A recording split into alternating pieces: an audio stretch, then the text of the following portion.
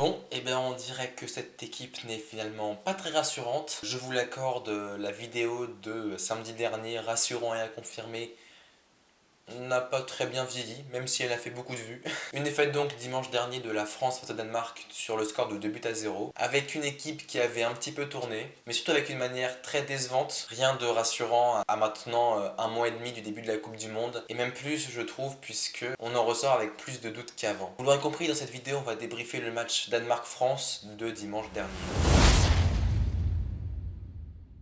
Pourtant les Bleus étaient bien rentrés dans leur match, avec aucune occasion encaissée pendant la première demi-heure. On a cru retrouver une complicité Giroud-Mbappé, beaucoup d'actions offensives, un pressing très haut, mais derrière ça a été en fait beaucoup plus compliqué. En effet, après le premier but sur leur première action offensive à la 33e minute de Kasper Dolberg, on n'a plus vu les Français derrière, et une fois que 6 minutes plus tard Olsen marquait le deuxième but, derrière, les Danois ont fait preuve de maîtrise et de contrôle du jeu. Les Danois avaient un petit peu modifié leur plan de jeu comparé à la défaite face à la Croatie, ils avaient su réagir. C'est peut-être ça qui a perturbé les Français dans leur préparation de ce match. Cependant, il y en a quand même un qui nous a beaucoup perturbé, c'est Christian Eriksen. Ce mec qui est tout simplement impressionnant, c'est presque une légende, j'ai envie de dire.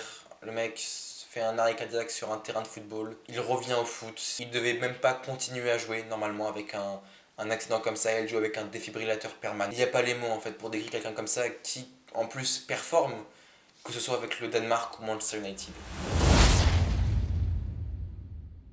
Et bah clairement la défense c'était compliqué. Sans leader, sans vrai pilier, Dayo Upamecano étant un petit peu perdu, faisant des erreurs. On a senti clairement que Raphaël Varane manquait. Finalement c'est clairement lui le leader de cette défense. Une équipe finalement sans beaucoup d'expérience à la fin du match, puisque à la fin de ce dernier donc, 8 joueurs sur 11 avaient moins de 8 sélections. Et puis certains choix de Deschamps que je trouve on peut discuter. Mettre Kamavinga qui a un profil technique tout ça face à une équipe extrêmement physique et agressive, sachant que Kamavinga n'a pas non plus un profil très défensif, donc quand l'équipe danoise se projetait, ça crée un déséquilibre je trouve. Youssouf Fofana a vraiment bien réagi en seconde période, mais bon clairement les buts ils sont pris en première période, donc ça aurait été peut-être plus judicieux pour moi d'inverser les deux, c'est-à-dire de mettre Kamavinga débutant face à l'Autriche et Youssouf Fofana au vu de son profil physique face justement à des Danois. Youssouf Fofana qui a je trouve un petit peu les atouts d'un Kanté. Il arrive à défendre, il a le physique tout simplement, bon, même si Kanté c'est un petit peu différent,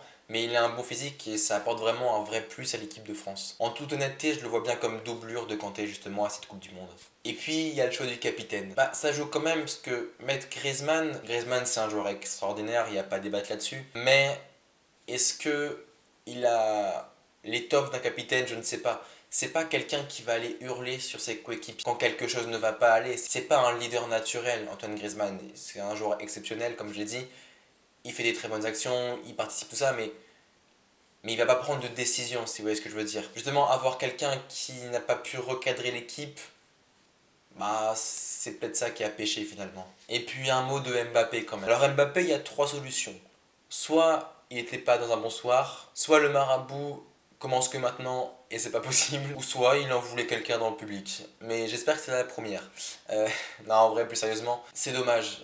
C'est dommage qu'il y ait des actions peut-être trop personnelles. Encore une fois, en début de match, il fait un double contact magnifique, si je dis pas de bêtises, dans son match quoi. Et il y a des fois, il prend le ballon et il la donne pas et il va faire son truc. Et Mbappé, il est hyper important dans l'équipe de France, c'est pas ça, mais bah en fait, je sais pas, parce que Mbappé, je le trouve un petit peu perso pour être honnête avec vous. Euh, il part dans des trucs, encore une fois, très bon début de match, un double contact magnifique, des petits dribbles, qui réussit. On sait même pas comment. À chaque fois qu'il prend la balle, on sent qu'il va se passer un truc.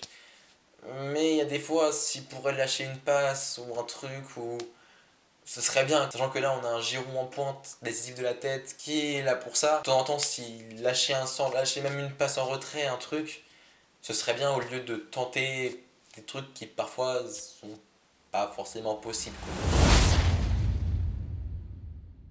Alarmant ou pas, eh bien ça dépend un petit peu du point de vue. Si on se base que sur ce match-là, non, pas vraiment. Clairement, ça peut même être un mal pour un bien.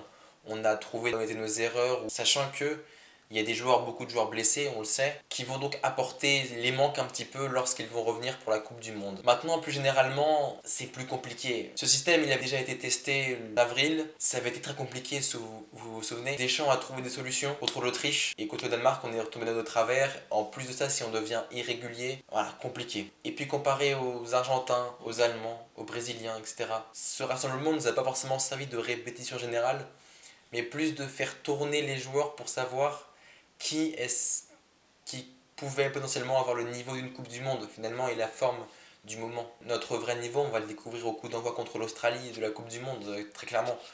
Pas le potentiel, hein. Le potentiel on le connaît, il est exceptionnel en équipe de France. On peut aligner 2-3 équipes A, c'est pas le souci. Sachant qu'on a encore des incertitudes avant la Coupe du Monde, on sait pas qui sera là. Avant on avait clairement un groupe qui se dégageait, on savait un petit peu à l'avance ce qui allait être pris. Là il y a beaucoup de points d'interrogation, je pense au cas Pogba. Désolé d'y revenir, mais pour moi, Pogba ne doit pas figurer dans cette liste. Je vais vous expliquer pourquoi. Il n'a pas joué depuis avril. Il n'est pas dans un rythme à l'approche d'une Coupe du Monde. On ne sait même pas quand est-ce qu'il va revenir en fait. Donc il n'y a même pas d'organisation potentielle de retour, de remise en forme.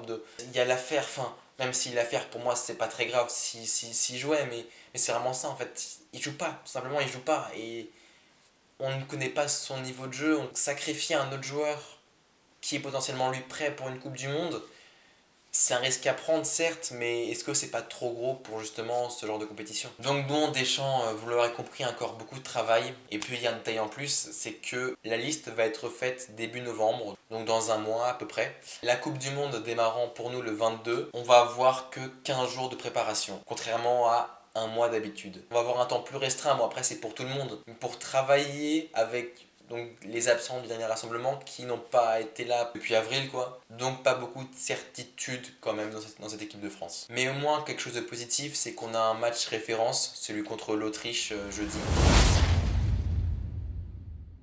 Voilà, c'est tout pour cette vidéo, j'espère qu'elle vous aura plu. On se retrouve lundi pour le retour de la série Coupe du Monde. En attendant, abonnez-vous, likez et partagez cette vidéo si elle vous aura plu. N'oubliez pas également d'activer la cloche. On se retrouve très très vite. Prenez soin de vous. Ciao.